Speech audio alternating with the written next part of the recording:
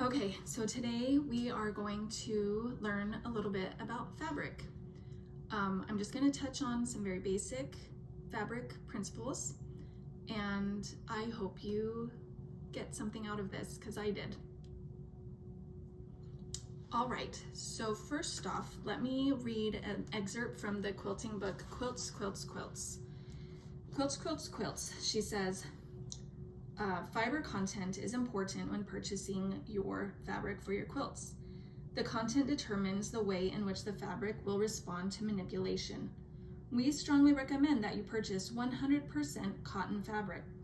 Cotton is strong when wet, irons easily at high temperatures, creases easily, absorbs moisture, and wears well.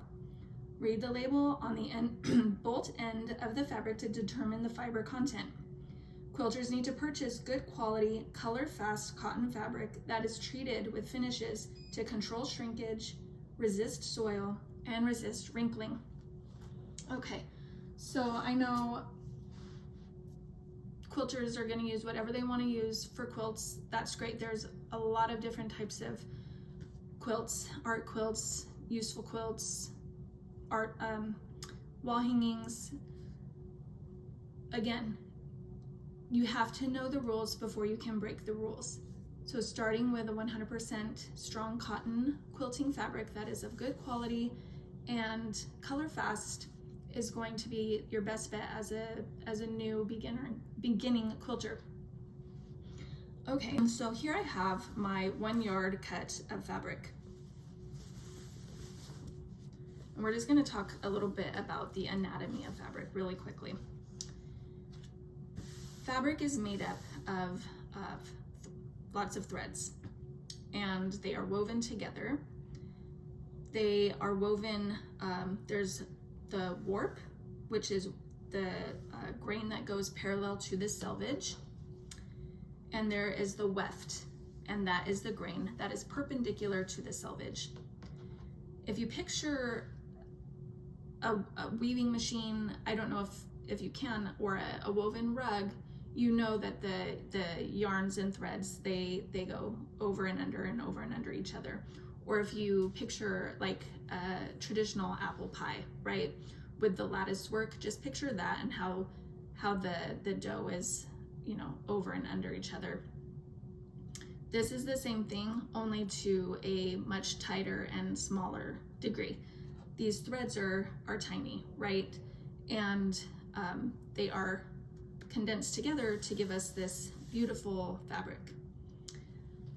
The selvage edge is this finished edge. All quilting fabric has the selvage. All fabric, I think in general, I'm not aware of any that doesn't have a selvage edge. This is the woven finished edge of the fabric. It keeps the fabrics from fraying and coming apart. Then we have our cut edge or raw edge. Some of my patterns will say raw edge because it's raw. There's no finish here.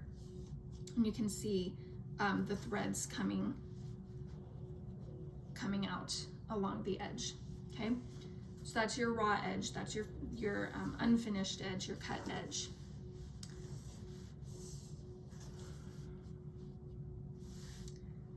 When you cut any piece of fabric at any length, that is now your cut edge. You will always have this selvage edge, and generally you will have this folded edge. But anytime you take a rotary cutter or scissors to your fabric, that is now a cut edge or a raw edge. Selvage to selvage will be your fabric width. Generally speaking, excuse me, quilting fabric will be a 40-inch to 42-inch width, selvage to selvage. So if I open this up, selvage to selvage, we've got a width of about 40 inches.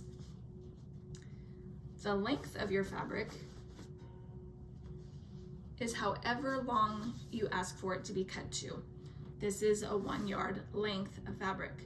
I can get a 1/4 yard length, which is 9 inches, half yard, which is 18 inches, 3/4, 1 yard.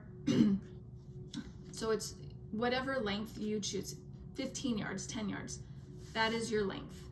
And then your width is always going to be 40 to 42 inches. There are other fabrics that are 108 inches, and those are usually called a wide back. But it's the same principle, selvage to selvage. The width of that fabric is going to be 108 inches, but the length is whatever you choose to have it cut to. All right, we have the warp and the weft, but we also can call it the grain. Fabric has a grain. The grain that goes parallel to your selvage is called the straight grain. It's the strongest grain of your fabric. It doesn't stretch. It's good for using if you're making a quilt with long borders. You may want to cut your borders on the straight of grain and not necessarily the cross grain. The cross grain is your weft fabrics that run perpendicular to your selvage and your straight grain. They're still strong. There's a little bit more stretch, but it's very stable, and most pieces that you're going to be cutting for your quilts are going to have straight and cross grain. And then we have the bias, and the bias runs 45 degree at a 45-degree angle from the straight and cross grain. It's extremely stretchy and flexible, and it has a lot more give than the cross or straight grain. It can be used for binding. It's going to be used in curved pieces, and it can be used for applique pieces. For example, I made a quilt a long time ago that needed bias stems for a flower. So I cut all my pieces on the bias and had to make a bias binding with them, and was able to manipulate those pieces because they were so stretchy and bendy. So I was able to tack them down with my with some basting stitches in the shapes that I wanted them to be in. Helpful with that would be adding heat and steam to your bias. It's a little bit more stretchiness to it. You can manipulate it a little bit more. Let me show you a little demonstration. All right, so here is my square that I've drawn on here. We have our straight grain, our cross grain, and our bias grain. So I'm just going to demonstrate this stretch, and I don't know if this sound will pick up on the camera, but I'll hold it close so maybe you can hear it. But listen. Do you hear how taut that sounds? Almost like a drum. That's the straight grain, and it's the strongest. We turn it over to the cross grain, it doesn't sound quite as taut. It's a little bit looser sounding, deeper. That's because there is a little bit of stretch to the cross grain. The bias is just stretchy. Look at that. You can just pull that apart either way. The bias is very stretchy. I'm going to demonstrate quickly why it matters when we're making a quilt. This might seem off topic, but I'm gonna bring my iron over. It's not on. I'm just gonna demonstrate why we press our fabric. It has to do with the grain. We don't iron our fabric. So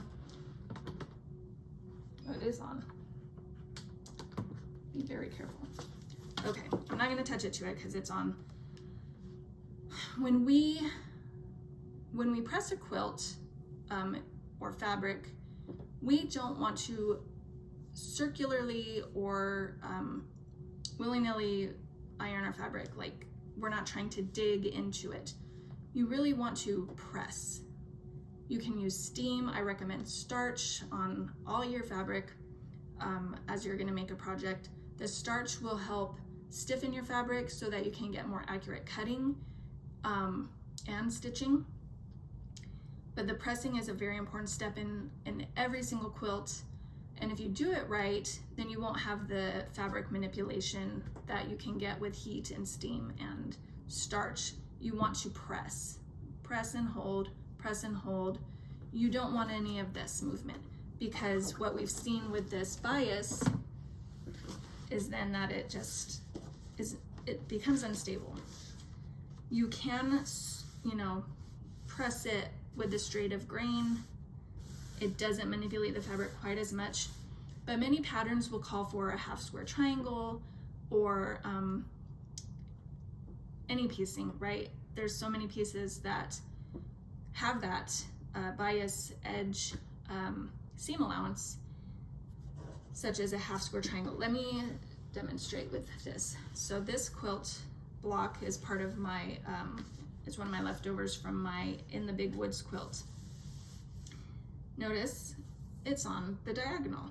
It has a huge bias seam allowance because I took my 2 squares that I pieced, put them over each other, and I drew my line down the center, and then I stitched on either side, and then I cut it and open it up, and you've got 2 blocks that are a mirror image almost.